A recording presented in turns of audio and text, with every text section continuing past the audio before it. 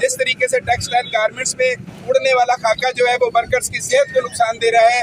पूरी दुनिया इस वक्त सेहत और सलामती की आवाज़ उठा रही है। मैं मुतालबा करता हूँ गवर्नमेंट पंजाब से भी, गवर्नमेंट पाकिस्तान से भी, सेहत और सलामती के असूलों को मद्देनजर रखते हुए वर्करों की तनख्वाहों में इजाफा किया। साहिबा उनसे कि आपने आउटसोर्सिंग तो कर दी, ठीक है, लेकिन आउटसोर्स में जिन लोगों ने ठेके लिए हैं, जो वेंडर हैं, वो वर्करों को वो तहफ़्फ़ुज़, वो फैसिलिटीज़ नहीं दे रहे, ना ही वो उनको 37,000 सैलरी दे रहे हैं, ना ही उनको किसी किस्म की कोई तहफ़्फ़ुज़ दे रहे हैं। ज़बरदस्ती के काम ले रहे हैं, 8 घंटे की जगह 10-10, 12-12 घंटे ड्यूटी ले रहे हैं।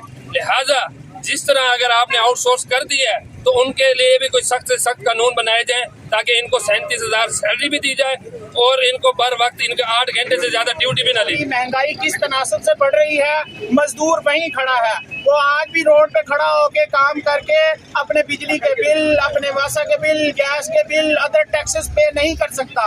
और मैं हुकूमत पाकिस्तान से ये भी मुतालबा करता हूँ कि आने वाले वक्तों में जितने भी मुलाजमीन हैं, चाहे वो किसी भी इदारे से रिलेटेड है या वो प्राइवेट है या फैक्ट्रियों के लिहाज से है, उन सबको जैसे कि हमारे नदीम परवाज साहब ने बताया कि उनको वो फैसिलिटेट किया जाए जिनसे उनकी सेहत बरकरार रहे। अगर उनकी सेहत बरकरार रहेगी तो पाकिस्तान बरकरार रहेगा।